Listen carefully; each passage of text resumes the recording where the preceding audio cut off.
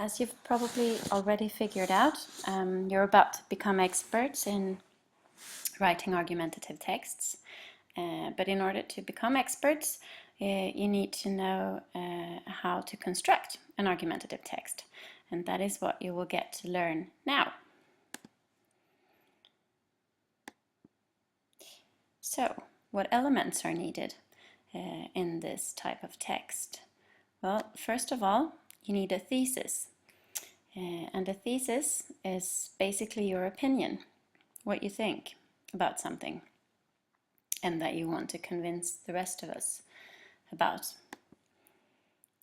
You also need arguments, and another word for argument is proof. So what you want is proofs to support your opinion.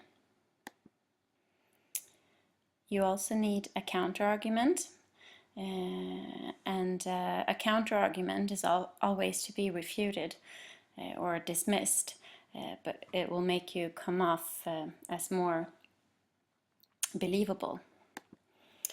And then you'll also need a conclusion. And in the conclusion of an argumentative text, you often tell us what you want us to do with what you've just told us. So if we start with the thesis statement, that is one sentence clearly stating your opinion. So there's no guessing. I mean, if you think something, it should be clear to everyone.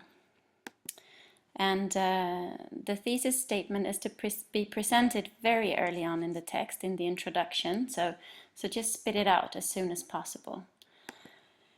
And for instance, if I was to write a text, an argumentative text, perhaps my thesis statement could be using public transportation should be fully financed with taxes.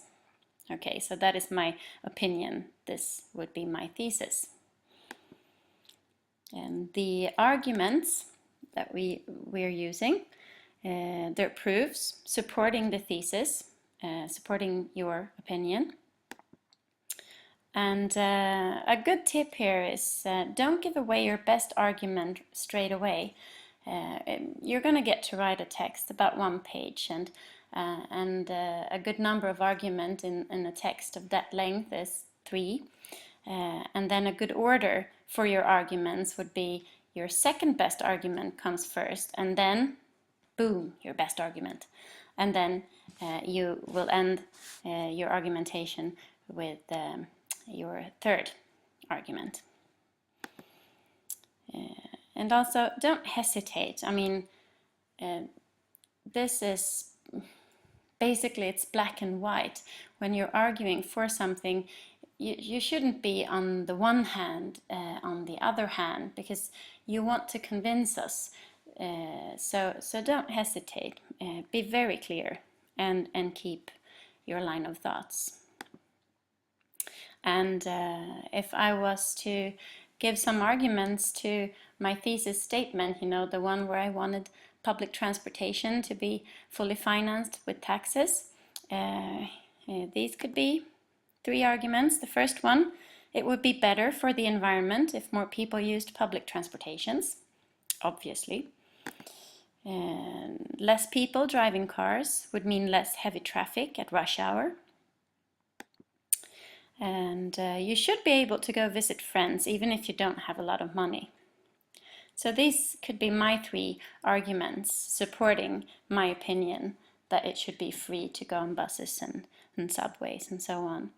And if I was to rate the 3 arguments here, I would probably say that the first one, it would be better for the environment if more people used public transportations.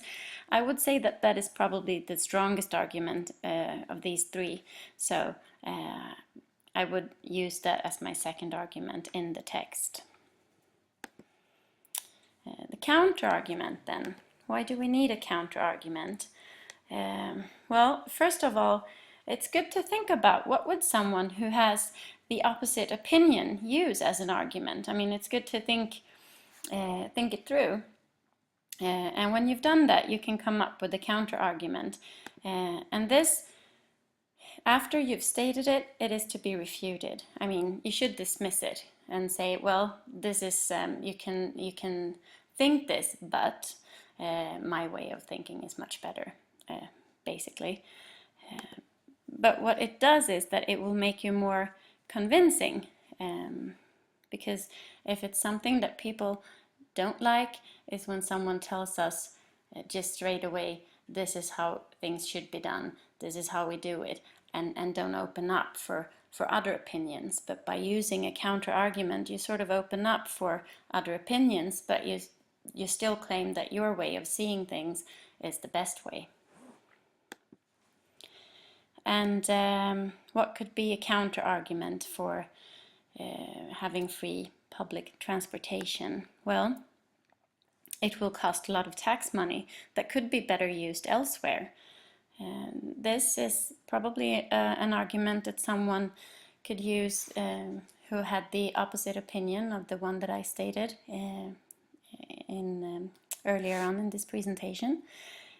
So I can use this as a counter argument, and then when I refute it, I will let you all know why my way of seeing things still is better, and still sort of makes it more reasonable to finance public transportation with taxes anyway. So finally, the conclusion. This is the ending of your argumentative text, and what can we say about that?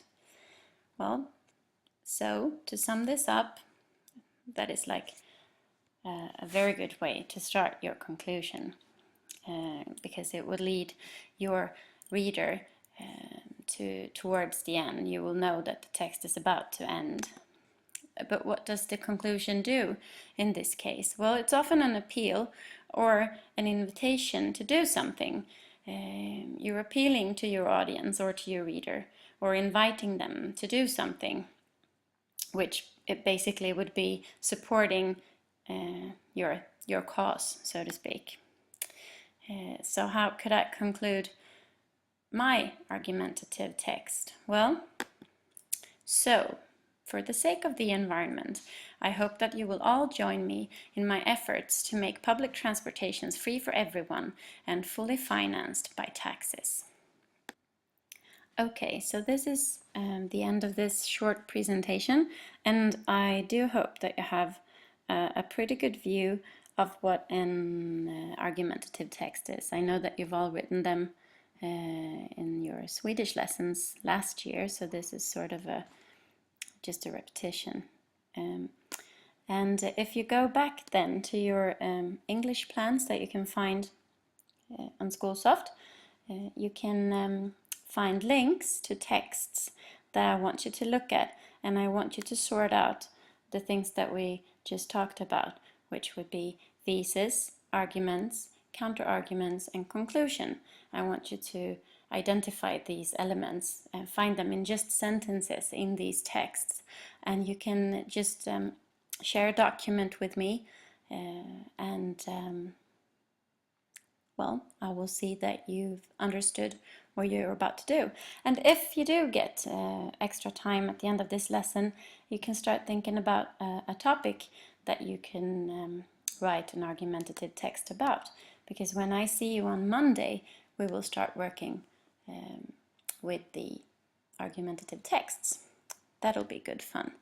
So have a good weekend, and I'll see you Monday. Now back to work.